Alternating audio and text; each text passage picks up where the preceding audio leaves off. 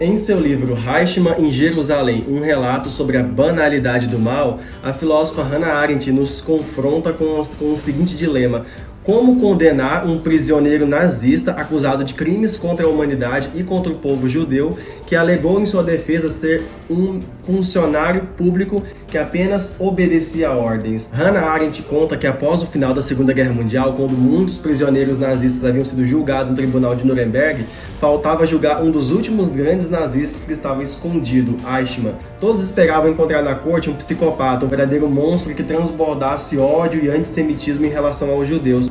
No entanto, o que Hannah Arendt, ignorando as paixões, sentimentos e os primeiros impulsos, percebeu é que ali não havia um monstro, e sim um funcionário público medíocre, incapaz de refletir sobre as várias ordens que cumpria diariamente durante a rotina de trabalho na Alemanha nazista. No entanto, um funcionário público que descobriu em sua própria mediocridade o seu maior trunfo no julgamento. Como foi defendido pelo seu próprio advogado, Dr. Servatius, um funcionário público que era apenas uma pequena engrenagem na grande máquina nazista, que era esta sim a responsável pelo morticínio dos judeus. Como então julgar um ex-nazista que declarava não ser responsável pelas mortes, uma vez que era ele uma pequena engrenagem de uma máquina maior que teria funcionado com ou sem a sua presença ali? Isso é o que iremos discutir nesse vídeo, que é uma resenha e uma análise dos capítulos desse livro aqui. Eichmann em Jerusalém, um relato sobre a banalidade do mal. Também vamos discutir o conceito apresentado nesse livro, que é o conceito de banalidade do mal. Antes de mais nada, é interessante dizer quem é Hannah Arendt. Era uma filósofa nascida na Alemanha, mas de família judaica, que foi impedida de continuar os seus estudos na Alemanha devido à ascensão do Partido Nazista e à progressiva subida na onda de violência contra os judeus que aconteciam na Alemanha. Ela é obrigada então a fugir para os Estados Unidos, onde ela realiza outros trabalhos até que ela volte a se reestabelecer como filósofa e professora. Gente, depois que a Segunda Guerra Mundial acabou, lá para 1945, vários ex-nazistas foram capturados e levados à justiça, tanto em cortes dos países onde os nazistas agiram, quanto na própria Alemanha, onde aconteceu o Tribunal de Nuremberg na República Federal da Alemanha, que era comandada pelo Adenauer. Muita gente, inclusive, especulou que muitos ex-nazistas pegaram penas muito pequenas, porque muitos dos funcionários públicos que julgaram também eram pessoas que haviam ocupado lugares importantes na Alemanha, no funcionalismo público da Alemanha nazista. Mas muitos nazistas conseguiram fugir, tanto para outros países da Europa, quanto para a América Latina, para países como Uruguai, Argentina e o próprio Brasil. E um deles foi Adolf Eichmann, que foi o grande responsável pela logística do extermínio dos judeus na Alemanha nazista. Na Argentina, galera, o Adolf Eichmann passou a viver com outro nome, uma identidade falsa. Ele chamava-se Richard Clemente ali, e passou a trabalhar numa fábrica da Mercedes-Benz. Ele, na verdade, vivia uma vida muito humilde. Depois de um tempo, ele conseguiu levar sua esposa e seus outros filhos para a Argentina, onde vivia uma vida pobre. No entanto, ele foi descoberto ali, vivendo numa regiãozinha periférica, no subúrbio de Buenos Aires, pelo Serviço de Inteligência de Israel. E o Mossad conseguiu entrar em Buenos Aires, sequestrar Eichmann e levá-lo ilegalmente, onde ele foi submetido a um dos maiores julgamentos da história, o julgamento em Jerusalém. Nesse momento, pessoal, muitos repórteres do mundo inteiro foram chamados para cobrir o julgamento que aconteceu em Israel. Hannah Arendt foi enviada como correspondente da revista New Yorker. O produto final dos seus relatos, além de sair em jornais, acabaram culminando como resultado final em um livro. Muita gente que entendeu errado o livro chegou inclusive a dizer que Hannah Arendt estava defendendo o nazista Eichmann. Outras pessoas ficaram também bravas com alguns apontamentos frios que Hannah Arendt fez, como o fato de que sim, alguns judeus infelizmente contribuíram para o Holocausto. Antes de prosseguirmos, peço que, por favor, deixe o seu like para fortalecer o trabalho do canal, porque esse vídeo aqui foi trabalho de intensa pesquisa e exaustiva leitura de mais de 300 páginas desse livro para poder fazer esse vídeo aqui para vocês. Peço que você também, por favor, compartilhe esse vídeo para que, além do canal ser ajudado, ele também possa chegar a mais pessoas que se interessam pelo tema. E não se esqueça, é claro, de se inscrever no canal para receber mais vídeos sobre filosofia, história, economia e outros assuntos relacionados às ciências humanas. Vamos lá, galera! Então Eichmann foi capturado em maio de 1960 e levado para Israel. O julgamento começou já com a seguinte defesa do advogado de Eichmann, que inclusive era um alemão, o Dr. Servatius. Nele ele questionou a parcialidade dos juízes. Ele afirmou: como podem juízes judeus que até ontem foram vítimas dos nazistas conduzirem o julgamento com imparcialidade, sendo que as vítimas de ontem foram alçadas ao cargo de julgadores dos seus antigos carrascos. Os juízes se defenderam, afirmando a sua competência para julgar os fatos, algo que inclusive a Hannah Arendt vai mostrar que aconteceu de fato durante o julgamento de Eichmann. Outra coisa, pessoal, é que o advogado de Eichmann, Servátios, também disse que Eichmann foi sequestrado da Argentina e também questionou até que ponto o Tribunal de Israel tinha jurisdição para poder julgar Eichmann, que deveria ser julgado, por exemplo, na Alemanha ou nem ser julgado na Argentina, que devido às próprias leis locais não permitiria talvez a extradição do criminoso para Israel. Afinal de contas, a Argentina tinha um passado sombrio de não extraditar e até mesmo proteger ex-nazistas que entravam lá. Logo de início, é necessário deixar claro que Eichmann não esquivou totalmente da culpa. O próprio Eichmann disse que os crimes perpetrados pelo governo nazista contra o povo judeu era sim um dos maiores crimes já cometidos na história da humanidade.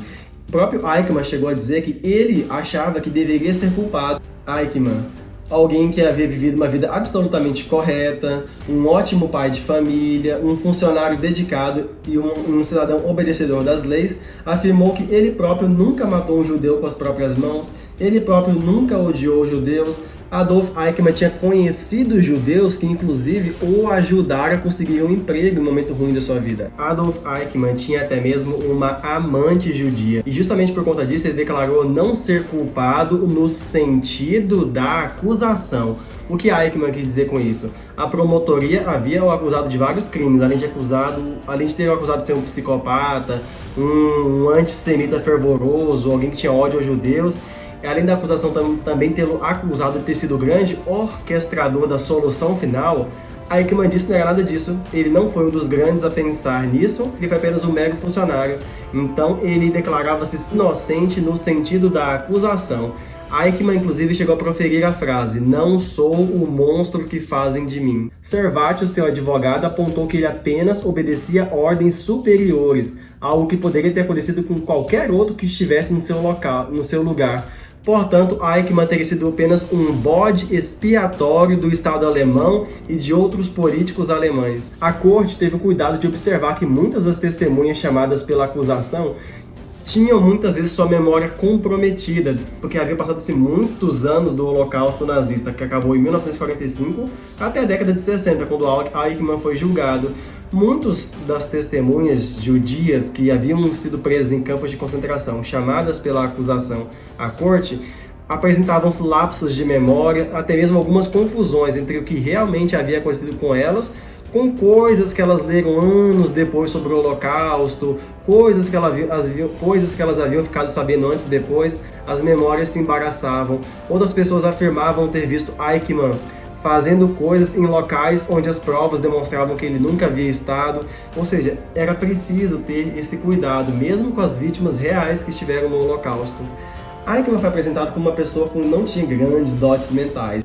Eichmann nunca teve, por exemplo, bons resultados na escola, não concluindo seus estudos, nunca teve uma boa carreira profissional. Em determinado momento, ele entrou no partido nazista não por ter convicções nazistas, por ser um antissemita. Eichmann entrou ali por ser uma oportunidade de emprego, onde ele viu a oportunidade de galgar uma posição social grande.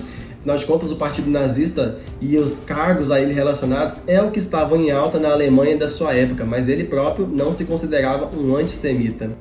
Eichmann foi aos poucos galgando posições dentro do partido nazista e da SS, que aos poucos também foi fundida a Gestapo, a polícia secreta da Alemanha nazista, que era comandado pelo Reichsführer da Alemanha nazista, Heinrich Himmler, que tinha uma posição alta no partido nazista, comandava a polícia alemã, a SD, a SS e a Gestapo, que em determinado momento fundiu essas polícias. Dentro da SS, Eichmann acabou se tornando um perito na questão judaica. Ele realmente estudou o povo judeu, as organizações do povo judeu como o movimento sionista, e acabou se transformando num verdadeiro perito. Ele estudou isso porque ele tinha um interesse em galgar grandes posições dentro do partido nazista e ser reconhecido pelas pessoas que ele conhecia e pelos seus superiores hierárquicos dentro do partido. Até então, Eichmann ainda não tinha condições de saber, naquele momento, da tragédia que se abateria no povo judeu. Em determinado momento, Eichmann foi parar dentro do gabinete de segurança do Reich. mas ele não era o responsável por esse gabinete. Seu superior era o conhecidíssimo, inclusive muito temido na Alemanha, Heydrich, que posteriormente foi assassinado e foi substituído pelo Kaltenbrunner.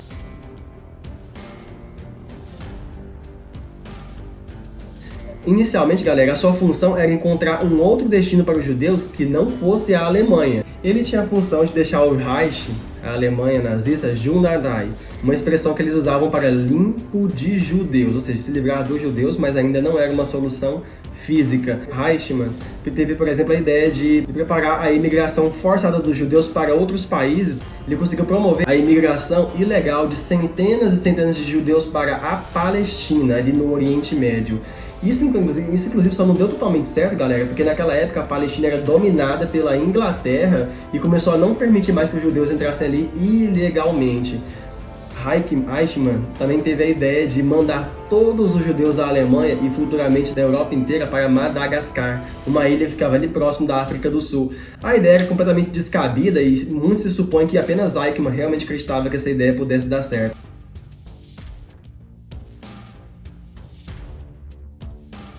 Gente, no capítulo 5, a segunda solução, concentração, Hannah Arendt fala que, quando iniciou a Segunda Guerra Mundial, o plano encabeçado por Reinhard Heydrich, inclusive era um dos chefes dos Einsatzgruppen, que eu vou explicar daqui a pouco, foi a de concentrar os judeus em regiões que a Alemanha ia invadir, os campos de concentração e os guetos. Por exemplo, com a invasão da Polônia, abriu-se o gueto na região de Varsóvia, onde vários judeus eram concentrados, para que depois a Alemanha encontrasse um destino para eles.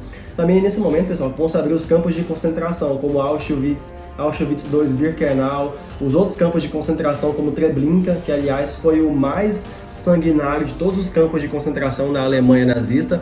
Também já existiam outros campos de concentração na própria Alemanha, como o campo de concentração de Dachau, que já existia há muito tempo antes, mas o esforço sistematizado de concentrar os judeus em guetos e campos de concentração vem nesse período do início da guerra, galera, com a invasão da Polônia e a conquista de territórios no leste. Eichmann não só vai ser o responsável por enviar os judeus da Alemanha e dos países ocupados, como França e outros países como Bulgária, Romênia, para esses locais de concentração, como ele é responsável pela logística e pelo contato e negociação, galera, com os conselhos judeus. Aqui, pessoal, entra umas polêmicas com o livro de Hannah Arendt. Os nazistas tiveram o apoio de alguns grupos de lideranças judaicas para a execução dos seus planos. Não eram judeus mais ricos, mas em cada região tinha os conselhos dos judeus, que eram onde se concentravam os líderes políticos e as lideranças judaicas locais de regiões e países. E esses grupos forneciam listas de nomes de famílias judias que poderiam ser enviadas para os guetos e os campos de concentração e posteriormente para as mortes nas câmaras de gás. Alguns membros desses conselhos ou eram enviados para lugares melhores, como Theresienstadt, ou eram poupados, ou também eles próprios eram capturados. O que também sabemos, galera, que os judeus que realmente escaparam eram os judeus ricos, que tinham dinheiro ou influência para não serem capturados, para não serem mortos pelos nazistas. Outra coisa, galera, que vai atrapalhar muito o julgamento em Jerusalém é a intricada burocracia da Alemanha nazista. Era muito complicado, como todos os ministérios interferiam uns nos outros, inclusive interferiam nos gabinetes, de forma que como pessoas que eram do Ministério das Relações Exteriores jogavam as responsabilidades sobre o Gabinete de Segurança do Reich, pessoas do Gabinete de Segurança jogavam responsabilidade para outros gabinetes ou para outros ministérios.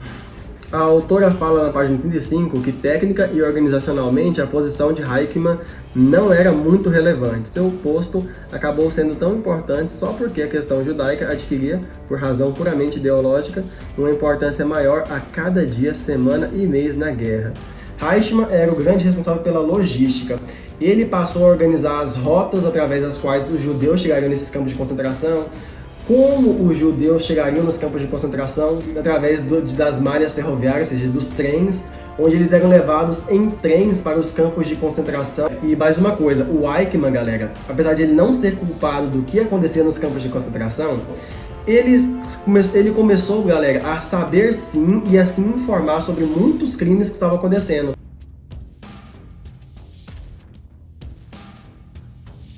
E aqui, galera, que entra o papel dos Einsatzgruppen. O que eram os Einsatzgruppen, galera? Eram grupos ou pelotões de fuzilamento que agiam na retaguarda do exército nazista e que estavam dedicados especialmente a matar os judeus das regiões invadidas pelos nazistas. À medida que o exército alemão ia invadindo a Polônia, combatendo o outro exército, os Einsatzgruppen cometeram, pessoal, os grandes crimes de guerra da Alemanha nazista. Os Einsatzgruppen iam não na direção do exército, mas na direção da população civil da Polônia, dos vilarejos poloneses, onde encontrava-se a população civil. E lá, galera, eles localizavam as populações judaicas do leste da Europa. Os Einsatzgruppen organizavam os judeus em grandes fileiras, assim, paredões e paredões de judeus, obrigavam eles a cavarem covas no chão e mandavam os judeus ficarem em pé de frente às covas ou ajoelhados. E eles simplesmente, pessoal, começavam a fuzilar os judeus e jogar eles ali mesmo, naquelas covas, ou então, galera, forçavam os judeus a entrarem em caminhões, na parte de carga dos caminhões, onde eles fechavam os judeus ali dentro e gaseificavam eles com o próprio gás carbônico saído dos próprios caminhões, onde eles morriam sufocados em mortes horrorosas, pessoal. De modo que Eichmann sabia muito bem do destino de muitos dos judeus que seriam enviados para o leste, galera. Mas, galera, Eichmann, como um alto oficial da SS, não estava na posição do soldado em campo de batalha. O soldado ou obedecia às ordens de seus comandantes, ou era morto pelos seus companheiros ali. Eichmann, galera, como um alto oficial da SS, tinha a opção de não querer participar daquilo. Ele poderia pedir transferência para outra função, ou ele poderia simplesmente sair. Os estudos da Hannah Arendt comprovam que nenhum alto oficial da SS estava submetido a nada se simplesmente escolhesse sair da sua função. Mas Eichmann, galera, no meio da rotina de fazer aquele trabalho todos os dias e dele não estar em contato direto com os judeus mortos, acabou, como eu posso dizer, se alienando do que estava acontecendo, se anestesiando do que estava acontecendo, aliviando sua própria consciência do que estava acontecendo. Eichmann não tinha contato direto com os judeus que eram mortos, ele não sentia a dor dos judeus, ele não presenciava os gritos dos judeus, a súplica dos judeus para sobreviver. Eichmann trabalhava em escritórios, assinando papéis, comunicando com outros políticos, negociando com lideranças locais. O trabalho de Eichmann era um papel administrativo que distanciou ele dos crimes. Somando isso à rotina de fazer isso todos os dias, Eichmann acabou não se tornou um ignorante do que acontecia, mas acabou anestesiando a sua própria consciência do que acontecia. E muitas vezes Eichmann convenceu a si próprio de que as desculpas do Reich, de que estava dando uma morte misericordiosa aos judeus nos campos de concentração, aliviavam sua consciência. E se naquele momento a lei era matar e ele obedecia à lei, então ele estava fazendo algo correto, ele não questionava a lei.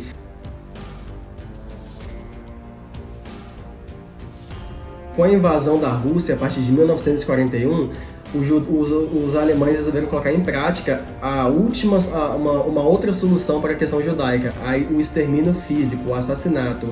Galera, em 20 de janeiro de 1942, aconteceu a chamada Conferência de Wannsee, na cidade alemã de Wannsee, onde os subsecretários de Estado e Eichmann, que participavam de alguns dos gabinetes da Alemanha, e os grandes cabeças do partido nazista reuniram-se, inclusive na presença do Heydrich, para delinear como seria a execução da chamada solução final. A solução final era o nome que eles davam, o nome mais bonitinho para o plano de executar fisicamente todos os judeus da Europa. O plano era altamente secreto e em nenhum documento podia se referir-se a ele diretamente com o nome extermínio ou morticínio ou morte. Referia-se apenas ao nome, ao subnome, ao subcódigo solução final. Nessa reunião, ficou decidido que todo o corpo burocrático do Estado deveria trabalhar de maneira harmoniosa para que um empreendimento dessa magnitude fosse executado a cabo. Deveria existir, por exemplo, a harmonia entre os Ministérios das Relações Exteriores, Gabinete de Segurança do Reich. Todas as repartições públicas deveriam trabalhar juntos para encaminhar todos os judeus para o leste, para os campos de concentração, onde eles seriam realmente eliminados fisicamente. E dessa vez, galera, o Eichmann sabia do que aconteceria com os judeus e mesmo assim ele fez o melhor possível para executar o seu trabalho. A solução final, galera, consistia em enviar todos os judeus da Alemanha para os campos de concentração da Polônia e do leste europeu e enviar também todos os judeus dos países conquistados para o leste da Europa, onde eles seriam mortos nas câmaras de gás. Todo o trabalho deveria ser, é claro, indireto. Não eram os nazistas que manuseavam as câmaras de gás. Eram, inclusive, pessoal, os próprios judeus dos campos de concentração que eram obrigados a mandarem outros judeus para as câmaras de gás. Eram judeus que operavam as máquinas dos campos das câmaras de gás que gaseificavam os judeus. E eram os judeus que retiravam os corpos dos outros judeus mortos das câmaras de gás e levavam eles para os fornos crematórios, onde eles seriam eliminados totalmente fisicamente, para que a Alemanha nazista conseguisse esconder os seus crimes perante a humanidade. Inclusive, esse é um dos motivos pelo qual o livro se tornou em algo extremamente controverso, é que Arendt não concordou com a opinião majoritária de que Eichmann era o grande gênio do mal, o cara que propôs ali a solução final. Primeiro que o Eichmann ele foi convidado para a reunião, mas nem sequer perguntaram a opinião dele sobre aquilo. Ele apenas ouviu as ideias que as lideranças nazistas criaram e ele apenas foi o implementador, o cara que tornou elas possíveis. Mas Eichmann não foi o idealizador da conferência de Wannsee, não foi o idealizador da solução final e não foi ele, galera, que ordenou que as ordens foram feitas, até porque Eichmann não tinha o poder que atribuíram a ele. Quem atribuiu esse poder? Primeiro, outros nazistas que no julgamento de Nuremberg quiseram lavar as mãos de suas responsabilidades. E também, galera, a promotoria, que via em Eichmann o grande mal e o grande realizador da solução final. Na verdade, Eichmann foi apenas um funcionário público que se transformou no responsável pela logística, pelo planejamento da concentração de judeus, pela forma como os trens chegariam até os campos de concentração. Uma malha ferroviária estava bem na porta de Auschwitz, o campo de concentração, o grande campo de concentração da Polônia, que era dividido em várias subdivisões. Ele quem dizia, olha, os judeus vão sair da França, vão passar por tal local, de tal local eles vão ser enviados para Auschwitz, ou para, sei lá, Treblinka, ou então para o campo de concentração de Theresienstadt, dependendo da posição social desse judeu. Para fazer isso, inclusive, galera, Eichmann tinha que negociar com autoridades locais, ministérios locais e com os conselhos de judeus locais que forneciam o nome e como os judeus seriam levados. Em alguns países, inclusive, galera, do leste europeu, uma polícia judaica era instituída para perseguir outros judeus e facilitar a logística. Mas isso não apagou o fato de que Eichmann participou de um esforço grandioso para exterminar 6 milhões de seres humanos. A Hannah Arendt lembra que desde o início do governo de Hitler, houveram pessoas que se opuseram aos planos de Hitler. Ela apresenta, por exemplo, o relato de Gunther Heisenberg sobre jovens camponeses que se negaram a entrar na SS, porque sabiam os crimes que a SS iria cometer, e foram executados pelos soldados da SS por não quererem participar desses planos. Ela lembra, por exemplo, dos irmãos Skull, que tinha, por exemplo, a Sophie Skull, uma menina membro de uma organização chamada Rosa Branca, uma organização na Alemanha nazista, em que alunos, juntos com seu professor, por exemplo, criticaram o regime nazista e foram condenados à morte na Alemanha. Ela lembra que em muitos países, por exemplo, a galera simplesmente se negou a entregar os judeus para Hitler. Nessa reunião de Wannsee, ficou determinado que os centros de extermínio seriam no leste europeu. Por que no leste? Porque na ideologia nazista, todo esse processo deveria ser feito com um distanciamento, através do processo extremamente burocrático de Estado. Então, um funcionário como Eichmann, por exemplo, não lidava diretamente com as mortes que aconteciam lá no leste. Todo o processo deveria acontecer com um distanciamento oriundo da burocracia, em que um funcionário como Eichmann entra em contato com outro funcionário, que entra em contato com outro funcionário para pedir uma permissão para isso, uma solicitação para aquilo, e de fato, isso somado à rotina, distancia a pessoa mentalmente das mortes. A reunião não durou mais do que 1 hora e 1h30. Depois foram servidos drinks e todo mundo almoçou. Para Eichmann, uma ocasião importante, pois nunca antes havia tido contato próximo com tantos altos personagens.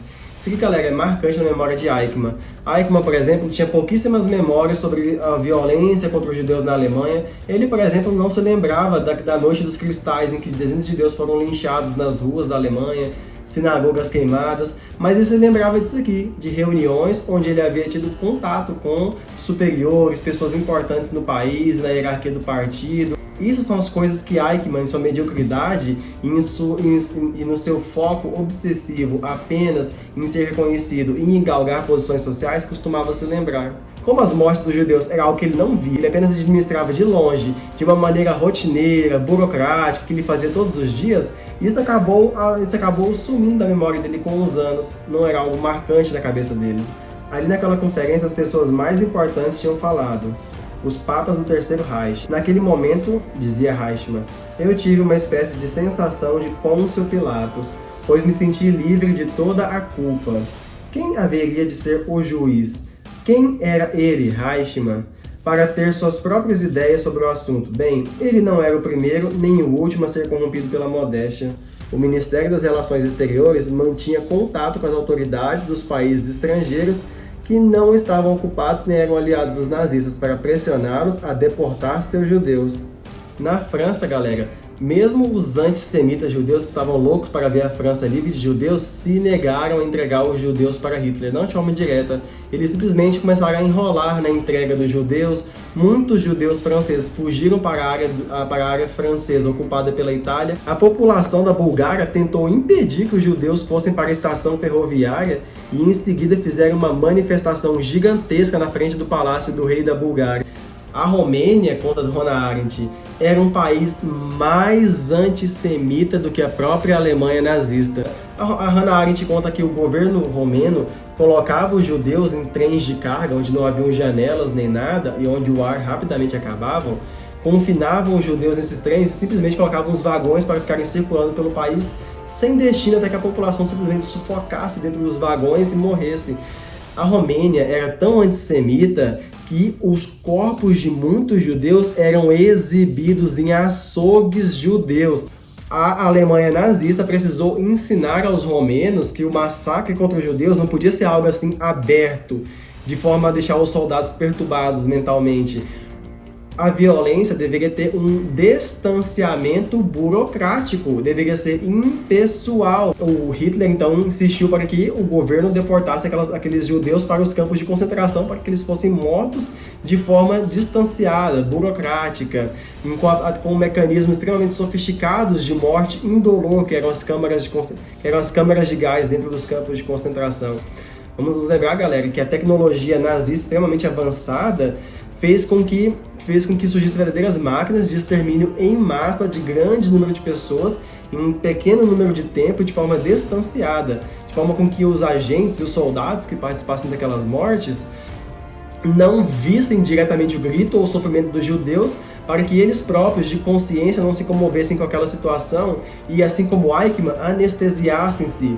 A população da Dinamarca escondia os judeus e o rei da Dinamarca teria dito, inclusive, que ele não entregaria a população judaica e que, se fosse obrigado, ele seria o primeiro a colocar a estrela de Davi. Quase nenhum judeu dinamarquês ou dos países da Escandinávia foram mortos durante a Segunda Guerra Mundial. Se alguns morreram, foram bem poucos, porque o governo dinamarquês, inclusive, supervisionou o estado de saúde e as condições em que aqueles judeus dinamarqueses estavam sendo mantidos em campos de concentração. No capítulo 15, Julgamento, Apelação e Execução, mostra que em 15 de dezembro de 61, o julgamento foi encerrado e foi pronunciada a sentença de morte. No dia 31 de maio de 1962, em uma quinta-feira, antes da meia-noite, Eichmann foi enforcado. Pessoal, antes da sua própria morte, quando Eichmann estava no cadafalso para ser enforcado, quais foram suas últimas palavras? Viva a Alemanha, viva a Áustria, viva a Argentina. O que essa frase de Eichmann quis dizer? Absolutamente nada, galera. Mesmo diante de sua morte, Eichmann foi incapaz de pensar por si próprio. O que ele repetiu antes de morrer foi simplesmente clichês repetidos em situações funerárias na Alemanha. Eichmann era exatamente esse homem, um burocrata que entendia apenas leis, que falava, como ele próprio dizia, o oficialês, incapaz de agir de maneira diferente das ordens que ele recebia. Eichmann declarava ser um homem que não gostava de viver sem diretivas, sem ter uma voz imperativa ou dizendo o que fazer. Tanto é que quando o Heinrich Himmler suspendeu os massacres dos judeus logo no finalzinho da Segunda Guerra Mundial, quando já estava claro que a Alemanha nazista perderia a guerra, Eichmann continuou cooperando para a deportação de judeus para o leste, porque ele ainda seguia a lei, que dizia que leis escritas não valiam tanto quanto as falas de Hitler, porque na Alemanha nazista existia a ideia de que o que o Führer dizia tinha força de lei. Portanto, se ele agisse de forma contrária ao que Hitler dizia, ele estaria agindo de fora da lei e, portanto, de forma errada. A acusação descrevia o criminoso como sádico pervertido, descrição errada para a autora. Para Hannah Arendt, teria sido reconfortante acreditar que Eichmann era um monstro. O problema com Eichmann, citação da autora, era exatamente que muitos eram como ele, e muitos não eram nem pervertidos nem sádicos, mas eram e ainda são terrível e assustadoramente normais. Eichmann afirmou que seu papel na solução final foi acidental, que quase todos os alemães podiam estar no lugar dele, onde todos ou quase todos são culpados, ninguém é culpado. É uma hipótese que Hannah Arendt não aceitou. Mesmo que 8 milhões de alemães tivessem agido da mesma forma como Eichmann agiu, e isso não muda o fato de que foi Eichmann que prestou aquele papel no Holocausto. O julgamento não estava interessado em saber o que Eichmann sentia por dentro, se ele se sentia mal ou não com as mortes. O julgamento não estava interessado em saber sobre as potencialidades do que poderia ter acontecido se outras pessoas estivessem no lugar de Eichmann. O julgamento se interessou apenas pelo que ele, Adolf Eichmann, havia feito. Galera, são justamente nas páginas finais do livro que o conceito de banalidade do mal aparece. Na edição original, essa palavra aparece apenas uma vez, mas na nova edição, que tem um capítulo extra chamado Pós-escrito, ela fala mais sobre a banalidade do mal. Que o maior perigo, galera, que existe nos tempos modernos não é o daquele mal que estamos acostumados ao ver novelas e filmes de ação, que existe um vilão rancoroso, que quer destruir as pessoas por maldade pura, por inveja e ressentimento. Não.